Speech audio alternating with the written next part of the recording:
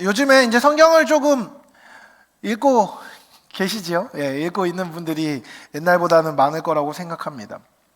성경을 읽어보면 어떤 내용이 눈에 주로 이렇게 마음에 들어오십니까? 이제 사람들이 이제 성경을 읽을 때 이제 자기 마음에 와닿는 내용들을 이제 좋아하죠. 그죠? 어떤 내용을 읽으면서 쭉 언제나 그 좋은 내용들이 있지만 마음속에 항상 와닿기만 하는 건 아닌 것 같아요. 그렇죠? 근데 여러분, 성경이 여러분에게 뭐라고 말합니까? 성경은 하나님의 말씀입니다. 하나님의 말씀이 여러분에게 무엇을 이야기합니까? 사람들이 싫어하는 게 있습니다. 뭐냐면 설교 듣는 걸 싫어합니다. 나한테 설교하지 마! 이러면은, 그러면 좋은 뉘앙스예요? 나쁜 뉘앙스예요? 보통은 나쁜 뉘앙스죠. 나한테 함부로 말하지 마. 내가 원하는 것을, 내가 생각하기에 올바른 것은 내가 판단할 테니까 잔소리하지 마! 라는 말을 간단하게 말하면 설교하지 마입니다. 여러분, 근데요, 성경은요, 우리가 왜 읽는 거죠? 하나님의 뜻을 듣고 알고 행하기 위해서 읽는 것입니다. 그러다 보니까 여러분, 성경을 읽으면요, 이렇게 해라, 이렇게 하지 말아라 라는 내용들이 많이 발견됩니다. 여러분, 그렇다면 성경은 우리에게 규칙으로 주어진 걸까요? 원칙으로 주어진 걸까요?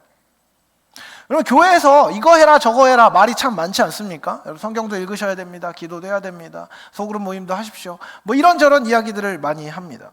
그러다 보면 교회에서 뭘 하라는 것 같은 인상을 계속 받게 되죠. 뭐 기도도 하고 봉사도 하고 뭐 이것저것 계속 하라는 이야기들이 강조되는 것 같이 느껴집니다. 그러나 여러분, 이와 같은 사역, 행동들은요, 구원의 조건으로 요구되는 것은 아닙니다.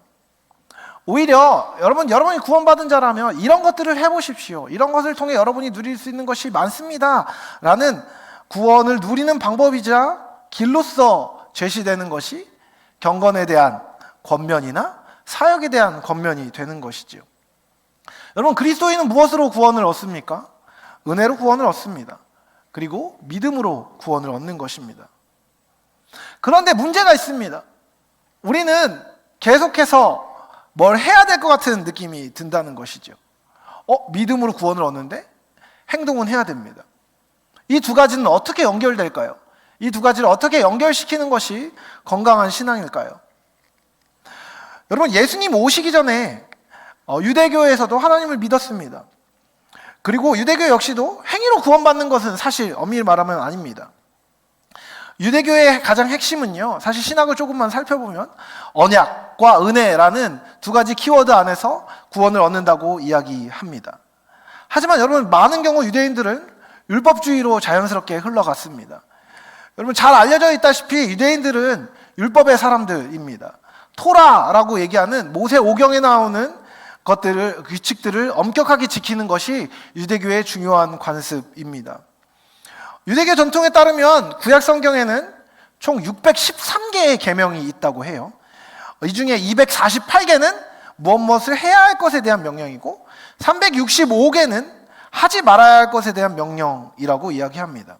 그래서 여러분, 현대 유대인들도 율법을 지키기는 하는데 이 율법을 지킬 때 이 613개를 다 지킬 수는 없다고 해요. 왜냐하면 옛날에는 성전도 있었고, 그리고 성전에서 섬기는 제사장들도 있었는데, 그리고 레위인들도 있었어요. 근데 지금은 그것들이 다 없어진 상태이기 때문이죠.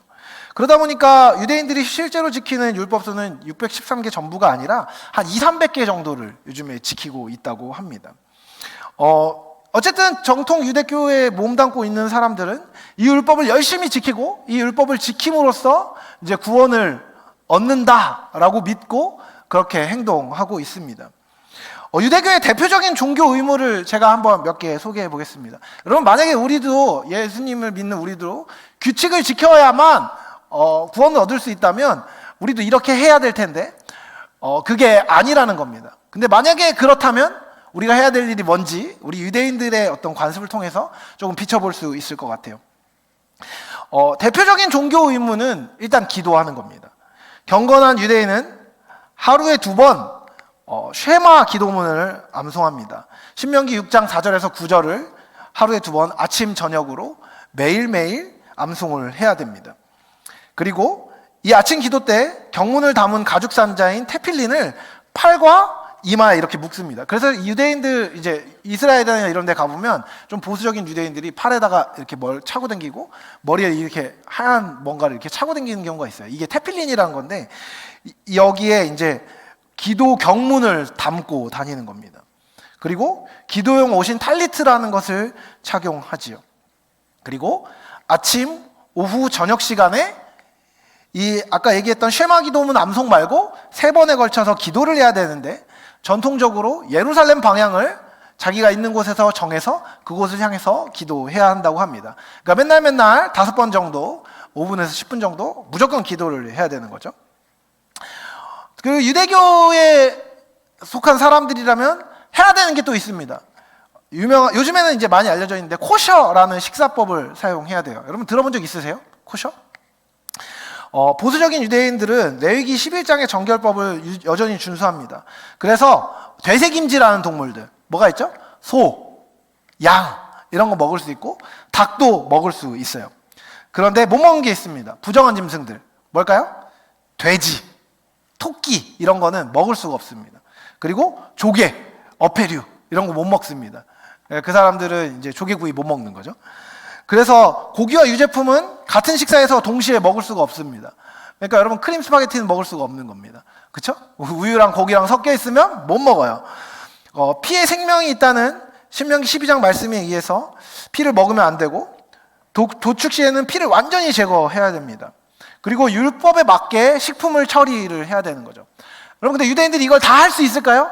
다 하긴 좀 쉽지 않습니다. 그래서 이게 인증된 기관이 있는데 이 인증된 방법을 코셔라고 합니다. 이 식품 처리 방법을. 그리고 이 코셔 라벨이 붙은 식품은 이제 먹을 수 있는 거죠. 그죠? 우리 같이 이제 먹을 걸 즐기는 사람들은 이제 유대교에 들어갈 수 없는 겁니다. 특히 여러분 곱창 뭐 이런 거 좋아하시는 분들 안 됩니다. 안식일을 지키는 것도 유명하죠. 안식일은요, 여러분의 생각과 달리 하루가 아닙니다. 금요일 해질 무렵부터 시작해서 토요일 해질 때까지 24시간인데 이 시간에는 이제 노동을 하면 안 돼요. 여기서 이 노동이 어떻게 규정되느냐에 대해서는 묻지 마십시오. 이제 사람들이 같이 합의해서 유대교 전통 안에서 있는 건데요.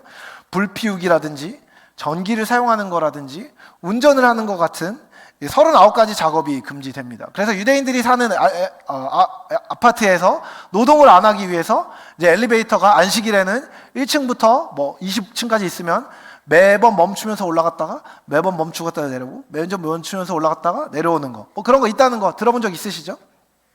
그런 식입니다. 유대인들은 여전히 절기를 준수합니다. 유월절도 지키고 오순절도 지키고 초막절도 지키고 속죄일도 지키고 나팔절도 지키고 기타 등등 여러 가지를 지킵니다. 이때 뭐 무교병을 먹기도 하고 십계명을 낭독하기도 하고 일주일 동안 초막에서 식사하고 거주하는 일들을 하기도 하지요. 뭐 사회 가정 관련 율법은 이것보다 더 많습니다. 남자 아기는 태어난 지 8일째에 할례를 치러야 됩니다. 장례 전에는 시신 정결 예식이 있어야 되고요. 부부 관계에도 정결 주기가 관리되어야 합니다. 자선하거나 기부하는 일들도요. 단순히 선택의 일이 아니라 구원받기 위해서는 반드시 해야 되는 일입니다. 그걸 왜 나한테 물어보고 있어? 뭐 이런 얘기인데요. 여러분 이와 같은 율법과 의무를 성실히 행하지 않으면 유대인들은 천국에 갈 수 없다고 생각합니다. 그렇죠? 행함으로써 구원에 이른다고 믿는 것이지요. 그리고 이와 같은 법의 준수를 사실 예수님도 가볍게 여기지 않으셨다는 것을 우리는 기억할 필요가 있습니다. 마태복음 5장 20절에서 예수님이 이렇게 말씀하십니다. 내가 너희에게 이르노니 너희 의가 서기관과 바리새인보다 더 낫지 못하면 결코 천국에 들어가지 못하리라 라고 말이죠. 여러분 유대인들, 서기관들, 바리새인들이 의롭기 원했던 마음에 대해서 예수님은 결코 평가절하하지 않으셨습니다. 그리고 예수님 말씀하십니다. 그 사람들이 갖고 있는 의보다 더 나은 의를 우리가 소유해야 한다고 말입니다. 여러분 여러분은 의로워야 한다는 것입니다. 여러분은 예수님으로 말미암은 의를 덧입고 있어야 하는 사람입니다. 여러분 그렇다면 의는 무엇입니까? 이를 위해서 우리는 의롭게 된다라는 말을 이해해야 합니다. 여러분, 의롭게 된다는 동사는요, 우리가 함께 읽은 본문인 갈라디아서의 2장 후반부에만 5번이 사용됩니다. 우리가 잘 알고 있는 종교개혁자인 마틴 루터는 의롭게 됨에 대해서 이렇게 말했습니다. 의롭게 됨, 칭의는 복음의 진리다. 그것은 또한 모든 기독교 교리의 주요 조항으로 그 안에 모든 경건함에 대한 지식이 존재한다. 그렇기 때문에 우리는 이 조항을 잘 알고 그것을 다른 사람들에게 가르치며 끊임없이 머리에 새겨야 한다. 여러분, 우리는 믿음으로 의롭다 여김을 받는 칭의 교리를 믿는 사람들입니다. 여러분, 의롭게 된다, 칭의는요, 법적인 용어입니다. 그래서 법정에서 쓰이는 말이죠. 그리고 이 말은요, 정죄의 반대말입니다. 여러분, 정죄가 무엇이죠? 날 정죄하지 마! 라고 얘기하면 뭡니까? 잘못을 지적해서 내가 죄인이라고 말하는 것을 싫어한다라는 의미입니다. 정죄하다라는 말은요, 잘못했다는 얘기입니다.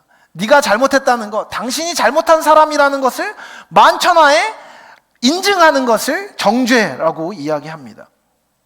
그렇다면 여러분, 그 칭의는 정죄의 반대말이라고 한다면 의롭게 칭하다라는 말은 무슨 뜻일까요? 이 사람이 무죄하다는 것을 보여주는 겁니다. 이 사람이 죄가 없고 결백하다는 것을 사람들 앞에 인증하는 것입니다. 성경에서 의롭게 한다는 말은요, 하나님이 어떤 사람을 의롭다고 여기셨음을 보여준다는 것입니다. 특별히 성경에서 의롭게 한다는 말은 하나님이 죄인이 아니라 의인으로 여겨주신다는 은총의 행동을 말합니다. 이런 겁니다. 여러분, 하나님께서 우리를 의롭게 하신다고 하면요, 우리의 모든 것들이 갑자기 괜찮아지는 게 아닙니다. 우리의 성품이 갑자기 예수님 닮게 돼서 우리를 하나님이 의롭다고 여기시는 게 아닙니다. 예수님을 믿는 믿음을 보시고 아직 부족하지만 나와 관계 맺기에 합당한 자로 여겨주시고 그를 받아주시는 것을 의롭게 여긴다라고 이야기하는 것입니다. 단순히 그 사람의 잘못을 용서하거나 무죄로 만드시는 것이 아니라 그를 받아주시고 그를 용납하시고 그와 함께 하시는 하나님의 의로운 행동을 우리의 측면에서 볼 때 칭의라고 부르는 겁니다. 하나님의 의로 우리를 덮어주시고 우리를 의로운 자로 여겨주시는 것, 그것이 칭의입니다. 여러분, 우리를 의롭다 하시는 하나님의 행동은요, 우리가 자격을 얻음으로 말미암은 것이 아니라 믿음으로 말미암은 것이라고 성경은 이야기합니다. 그것을 획득하기 위해서 노력할 필요는 없는 것이죠. 여러분, 많은 사람들은요, 자신의 노력으로 정당한 대가를 얻는 것을 편애합니다. 그것은 편안한 일입니다. 당연한 일이지요. 여러분, 율법주의는요, 어떤 규칙을 지켜서 그것에 자기가 합당한 사람이 되어서 그 자격을 획득하는 것과 동일합니다. 이런 율법을 지키고 이런 것을 지키고 이런 것을 행함으로 그것에 자격이 있는 사람이라고 여겨지는 것은요, 우리에게 편안한 일입니다. 그런 의미에서 율법주의는요, 보통 사람의 종교이자 평범한 사람의 종교입니다. 기독교를 제외한 세계 모든 종교적 도덕적 제도의 근본 원리가 어떻게 보면 이 율법주의입니다. 여러분, 이것은요, 사실 사람들의 구미를 당깁니다. 사람들한테 이렇게 얘기하는 겁니다. 네가 조금만 더 잘하면 구원 얻을 수 있겠어. 조금만 더 괜찮은 사람이 되면 네가 구원 얻을 수 있다. 넌 자격이 있는 사람이 될 거야 라고 이야기하는 것입니다. 조금만 노력하면 구원을 획득하는데 성공할 것이라고 말하는 것, 그것이 율법주의입니다. 여러분이 이제 조금만 더 노력하면 괜찮은 사람이 돼서 이제 하나님께 받아들여질 만한 사람이 될 수 있다라고 말하는 게요, 생각보다 기분 좋은 일이 됩니다. 왜요? 내 능력으로 그것을 획득하면 말이죠. 근데 여러분, 그것이 가능할까요? 그렇지 않습니다. 조금만 더 하면 이라는 말은 거짓말입니다. 인간의 노력으로는 구원을 얻을 수 없습니다. 인간은 구원을 얻을 만큼 착한 일을, 선한 일을, 공덕을 쌓을 수 없고, 공덕을 쌓는다고 해서 자신 안에 있는 한계를 넘어설 수 없습니다. 여러분, 한번 생각해 보십시다. 우리가 행위를 통해 구원을 얻을 수 있다면 여기 있는 사람 중에 누가 구원을 얻을 수 있을까요? 율법의 가장 작은 계명을 어기는 것으로도 죄라고 했습니다. 구원은 의로운 사람만이 받을 수 있습니다. 그것이 성경이 말하는 바입니다. 그런데 또 한편 성경은 명확하게 선언합니다. 모든 사람이 죄를 범하였음에 하나님의 영광에 이를 수 없다고 말합니다. 여러분, 의로운 사람은 어떤 사람입니까? 죄가 없는 사람입니다. 죄가 적은 사람, 흠결이 적은 사람이 아니라요, 죄가 없는 사람입니다. 그런데요, 여러분, 죄가 없고 흠이 없는 사람은 존재하지 않습니다. 선한 행위로 죄가 덮어지지 않습니다. 여러분, 제가 가끔 그런 이야기를 합니다. 어떤 사람이 잘못을 했어요. 어떤 지체가 저한테 섭섭한 일을 했습니다. 그래서 제가 잔뜩 화가 났어요. 근데 제가 그 화가 난 것에 대해서 계속해서 꽁에 있으니까 그 지체가 저한테 막 잘해주는 겁니다. 갑자기 막 밥도 사주고 커피 쿠폰도 보내고 막 잘해줘요. 와서 막 어깨도 주물러 준다고 그러고 막 이럽니다. 그러면 여러분, 제가 용서해 줘야 될까요? 어떻게 해요? 용서해 줘야 돼요? 용서해 줘도 되고 안 해줘도 됩니다. 왜요? 나한테 잘해주면 나한테 잘못한 게 없어지는 건 아니기 때문이죠. 물론 잘해준 것 때문에 마음이 누그러질 수 있습니다. 누그러지지 않을 수도 있습니다. 왜요? 잘못한 거는요, 잘해준다고 없어지는 게 아니기 때문입니다. 여러분, 죄의 대가는요, 그 죄를 지은 대상이 원하는 만큼 치러야 합니다. 여러분, 하나님은 의롭고 흠이 없으신 분이십니다. 그분은 우리의 행위로 우리의 죄의 대속을 받기를 원하지 않으십니다. 죄에 대한 대가 지불은요, 벌에 의해서 가능한데 죄의 삭은 사망이라고 성경이 명확하게 기록하고 있습니다. 우리가 살아서는 죄의 대가를 지불할 능력이 없습니다. 그 죄의 대가는 예수님이 치르신 것입니다. 우리는 그저 은혜로 주어진 것을 믿을 수 있을 따름입니다. 다른 어떤 것을 할 수 없습니다. 우리는 믿음으로 구원을 얻습니다. 믿음으로만 구원을 얻는 것이지요. 여러분, 갈라디아서가 쓰여진 시기는요, 지금으로부터 약 2000년 정도 전입니다. 많은 것이 달라졌고, 그래서 지금의 상황과 그 상황을 비교하는 것은 공정하지 못하다고 말하는 사람이 있을지도 모르겠습니다. 하지만 여러분, 그 2000년 전이나 지금이나 달라지지 않은 것이 있습니다. 뭔지 아십니까? 하나님이 의로운 분이시라는 것입니다. 그리고 우리는 의롭지 않다는 것입니다. 여러분, 이 두 가지 사실을 결합하면 우리 인간의 공경이 설명되는 겁니다. 하나님은 거룩하십니다. 거룩이란 단어는 간단히 말하면 다르다는 겁니다. 구별된다는 겁니다. 그분은 우리와 존재 자체가 다르십니다. 그분은 시공간의 구애를 받지 않으시는 전능하신 분이시고 온 우주와 만물을 창조하시고 다스리시며 운행하시는 분이십니다. 그분은 실수가 없고 흠이 없으십니다. 그래서 우리가 하나님을 거룩하다고 부를 때는요, 하나님이 온 우주 만물을 지으셨을 뿐만 아니라 그것들을 계속해서 다스리시는 분이시며 완전하다는 것을 고백하는 것입니다. 여러분, 하나님은 죄가 없으실 뿐만 아니라 죄를 없애시는 분이십니다. 죄와 함께하는 것이 애초에 불가능한 분이십니다. 그래서 죄가 있는 인간이 하나님 앞에 서게 될 경우 많은 경우 죽을까 두려워하고 피했습니다. 선지자 이사야도 그러했고 초월적 기적을 보이신 예수님 앞에 제자들이 그런 모습을 보였던 것은 동일합니다. 여러분, 예수님이 갑작스럽게 풍랑을 멈추셨을 때 제자들이 엎드렸습니다. 두려워했습니다. 예수님이 귀신들을 쫓아내셨을 때 사람들이 엎드려서 두려워했습니다. 우리를 오히려 떠나달라고 얘기했습니다. 왜 그렇습니까? 죄가 없고 초월적이고 존재가 완전 다르신 분을 향한 두려움이 생겼기 때문입니다. 하나님은 그런 분이십니다. 그런 하나님께서는 인간을 당신의 형상을 따라 지으셨습니다. 그래서 태초에 인간은 하나님과 함께할 수 있는 거룩한 존재였습니다. 모든 인간은 하나님을 닮아서 거룩하고 깨끗한 상태였고 죄가 없었습니다. 그래서 인간은 에덴에서 하나님과 사랑과 기쁨의 규제를 나눌 수 있었던 것이지요. 그러나 인간의 죄로 인해 하나님과 인간의 관계는 깨어졌고 이제 하나님을 향해서 인간은 손을 뻗을 수 없는 상태가 되었습니다. 왜 그렇습니까? 하나님은 죄와 함께할 수 없는 분이셨기 때문입니다. 그렇기 때문에 인간은 하나님과 더 이상 함께할 수 없다는 저주를 받고 에덴 동산에서 쫓겨났습니다. 그리고 자기 소견에 오른 대로, 자기가 자기를 행복하기 위해서 노력하며 자기 판단에 오른 대로, 자기가 기뻐하는 대로, 자기가 좋아하는 것만 행하며 살고 있었던 것이지요. 하지만 하나님은 인간을 사랑하십니다. 그때도 사랑하셨습니다. 그래서 하나님은 인간과 계속 관계하며 당신과 함께 있는 복을 인간들이 누리기를 원하셨습니다.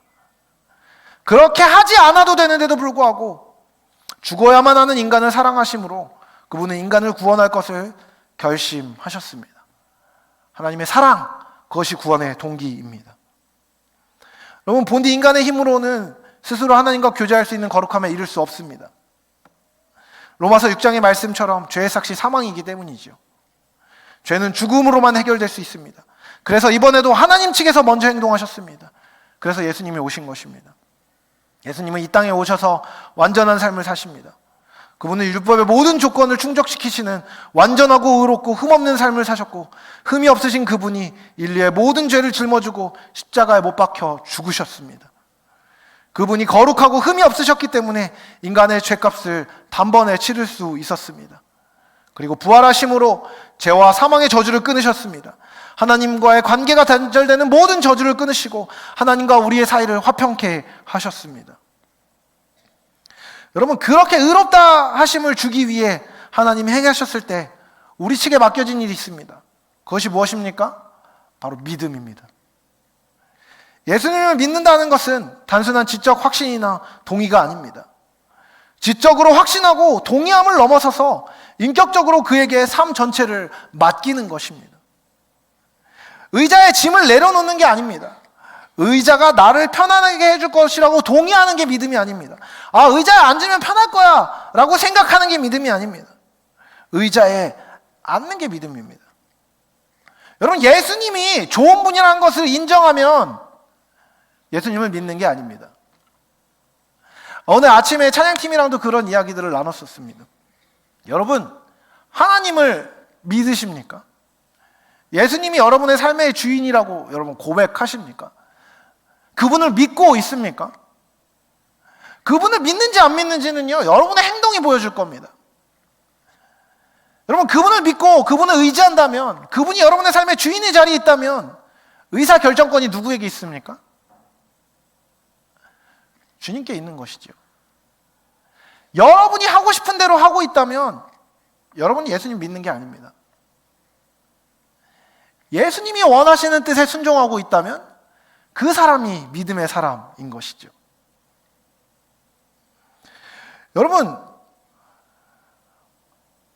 우리는요, 의자에 짐을 잠깐 내려놓거나 예수님한테 어려울 때만 결정권을 주고 물어보는 사람이 아닙니다. 우리의 삶 전체를 예수님께 맡긴 사람이 믿음으로 구원을 받는 사람입니다.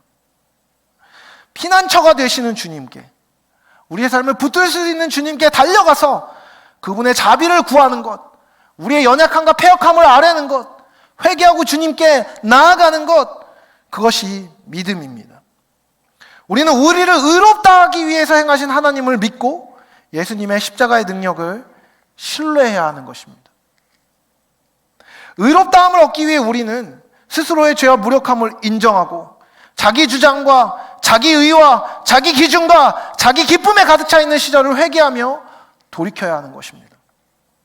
그리고 더 나아가 예수께서 우리를 구원하실 것을 믿고 신뢰하며 말씀에 순종해야 되는 것입니다. 바로 그것이 바울이 갈라디아 교회 교인들에게 전한 복음의 가장 핵심적이고 본질적인 부분입니다. 오직 하나님을 신뢰하고 예수 그리스도의 십자가의 대속의 사역을 믿는 믿음으로 삶을 온전히 맡기는 것, 그것이 우리에게 구원을 주는 유일한 길을 믿는 그것이 믿음으로 말미암는 구원의 내용인 것이죠. 여러분, 믿음으로만 구원을 받는다고 하는데 그러면 구원받은 사람은 막 살아도 되나요? 라고 묻는 사람이 있을지도 모르겠습니다. 여러분, 이것은요, 완벽한 무지에서 기인하는 질문입니다. 여러분, 교회 안 다니는 사람들이 그런 얘기합니다. 야, 어차피 가서 회개하면 되잖아. 그냥 해. 그 말이 성립할 수가 없는 것이죠. 왜요? 여러분, 예수님을 믿는 사람은요, 예수님을 언급하는 순간 예수님의 뜻에서 벗어나는 죄를 선택 가능한 자체가 없는 것입니다. 여러분, 믿음이 무엇이라고 했습니까? 예수님께 삶을 인격적으로 맡기는 것이라고 했습니다. 칭의는 우리가 믿음으로 예수님과 연합됐을 때 일어납니다. 그리고 예수님께 연합된 사람은 이전과 같은 사람이 될 수가 없습니다. 그는 변화되는 것이죠. 철저히 영구적으로 변화되는 것은요, 예수를 믿은 그 자신인 것이죠. 예수를 믿고 있는 사람은요, 옛 생활로 돌아가는 것을 선택할 수 없는 것입니다. 자기가 원하는 대로 죄 짓는 것을요, 계속해서 의지적으로 기쁨으로 선택해서는 안 되는 것입니다. 그는 새로운 피조물이 되어 새로운 삶을 시작하고 생명에 넘치는 삶을 살아야만 합니다. 여러분, 율법주의는요, 내 행동을 통해서 구원에 이르려고 노력하는 것입니다. 근데 여러분, 믿음으로 구원을 얻은 자의 삶은 무엇인지 아십니까? 믿기 때문에 주님이 기뻐하시는 행동이 무엇인지를 생각하고 그대로 하는 겁니다. 이렇게 하기 때문에 구원을 얻는 게 아니라요, 구원을 얻은 자로서의 자기 정체성을 갖고 이미 변화된 자아를 갖고 있기 때문에 선택할 수 있는 것들이 한정되고 주님이 기뻐하시는 것들이 명확하게 보여지는 것이 되는 것이지요. 진실로 구원받은 사람이라면, 진실로 하나님이 보시기에 의롭다 여김을 받는 사람이 되었다면 그 삶에는요, 열매가 맺힐 수밖에 없습니다. 그것은 일고의 여지가 없습니다. 여러분이 만약에 예수님을 믿기는 하는데 의로운 행위의 열매가 없습니까? 그것은 두 가지 중에 하나입니다. 하나는 실제로 믿음이 있지만 아직 행위의 열매가 나올 수 없는 어린 믿음인 경우가 있습니다. 성숙해지고 있는 과정에 있는 것이지요. 여러분, 6살짜리 아이가 있습니다. 이 아이에게 성인의 행동을 기대하는 것은 올바른 것입니까? 그른 것입니까? 당연히 그른 것입니다. 여러분, 이것은 흠이 되지 않습니다. 아직 믿음이 어린데 행위의 열매가 나타나지 않았다면 낙담할 필요가 없습니다. 그저 성숙함을 소망함으로 경건을 훈련하고 하나님 앞에서 삶을 훈련하는 일에 전념한다면 여러분, 반드시 여러분 예수님 닮게 될 것입니다. 예수의 성품이 여러분을 통해 드러날 것입니다. 그러므로 걱정하지 마십시오. 제가 예수님을 믿는 사람이면 죄를 선택할 수 없다고 얘기하는데 난 맨날 죄를 짓는데요. 여러분, 너무 걱정하지 마십시오. 여러분, 예수를 믿고 예수를 사랑하는 마음이 있다면 예수님께서 여러분을 더 거룩하고 정결하고 아름다운 자리로 계속해서 인도하시고 그것을 기쁘게 만들어 주실 것입니다. 근데 만약 아직 믿음이 어린 것이 아닌데 여전히 삶의 열매가 없으십니까? 그렇다면 가능성은 한 가지입니다. 실제로 삶을 던지는 믿음 없이 지적으로만 기독교 신앙에 동의하는 것입니다. 지적으로만 동의하면서, 그리고 소위 말하는 율법의 껍데기만 옷을 입고 자신이 믿음이 있다며 그래도 지옥은 안 가겠지라고 자위하는 껍질뿐인 신앙일 경우가 있을지도 모르지요. 저는 여러분 중에는 그런 분들이 없기를 원합니다. 하지만 혹시라도 있다면 여러분, 그 상태에 있으면 안 됩니다. 돌이켜서 회개해야 하는 것이죠. 여러분이 예수 그리스도로 말미암은 구원을 입은 사람이라면 그 구원에 합당한 열매를 맺어야 합니다. 여러분이 교회를 얼마나 오래 다녔건, 여러분이 교회를 얼마나 잘 출석하건 상관없습니다. 여러분을 구원하신 예수 그리스도를 믿는 믿음을 가지고 그분께 삶을 의탁하며 그분이 기뻐하시는 삶을 달라고 기도하셔야 합니다. 하나님의 자비와 긍휼을 구하십시오. 그리고 열매 맺는 삶을 살도록 은혜를 구해야 합니다.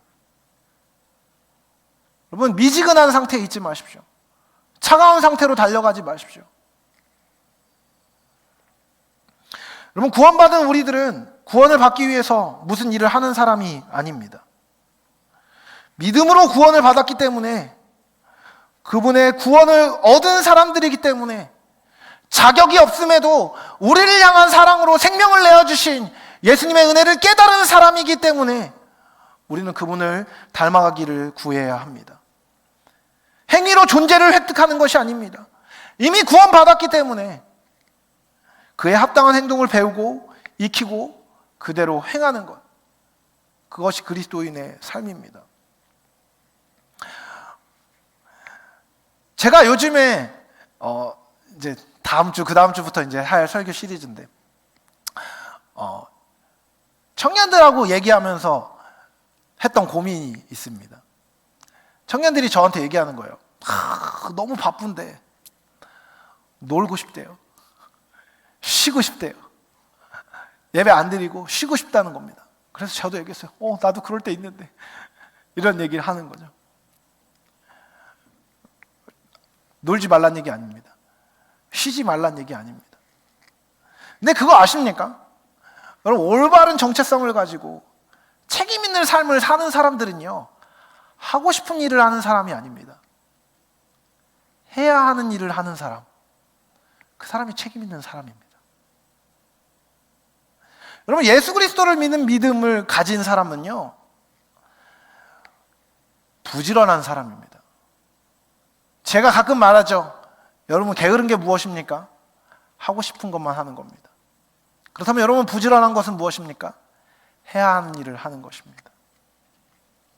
여러분, 우리는요, 의무를 행함으로써 구원을 얻는 사람이 아니라 구원을 얻은 사람이기 때문에 해야 하는 일들을 찾아서 한 걸음 한 걸음 걸어가며 해내는 사람이 되어야 합니다. 말씀을 마무리하려고 합니다. 세상은 계속 여러분에게 거짓말을 심으려고 아마 시도할 겁니다. 무엇을 해야만 너는 가치 있다고 말입니다. 행하고 그에 따라 결과를 내놓지 못하면 너는 가치 없는 존재라고 여러분을 속이려 할지 모르겠습니다. 행위로 너의 가치를 증명하라고, 결과를 내놓지 못하면 너는 계속 가치 없는 존재라고 여러분을 속이려 할지 모르겠습니다. 하지만 여러분, 절대 잊지 마십시오. 구원받은 우리는요, 예수를 믿는 믿음으로 완벽하게 하나님을 용납받았고 그 자녀됨을 마음껏 누려도 되는 사람들입니다. 아직 자녀다운 삶이 무엇인지 깊이 깨닫지 못한 사람이라면 어떻게 해야 됩니까? 왕자가 제왕 수업을 받는 것처럼 이 세상에서 거룩한 자녀로 사는 법을 배우며 훈련받고 그를 통해서 성숙하게 되어지면 되는 것입니다. 여러분, 왕의 자녀는요, 왕자는요, 노력으로 얻어지는 지위가 아닙니다. 그렇죠? 그냥 태어나면 되는 거죠. 마찬가지입니다. 여러분, 우리가 하나님의 자녀가 되는 것은요, 그분을 믿고 그분의 위대하심과 그분의 크심 앞에 자기의 삶을 내어버리고 그분께 가기만 하면 되어집니다. 근데 그 자녀다운 모습으로 빚어지는 것은요, 그 다음 일입니다. 믿음으로 받은 구원을 붙잡고 구원받은 왕의 자녀답게 삶을 훈련하여 세상 가운데 승리의 삶을 살아가는 저 여러분이 되시길 사랑하는 주님의 이름으로 축복합니다.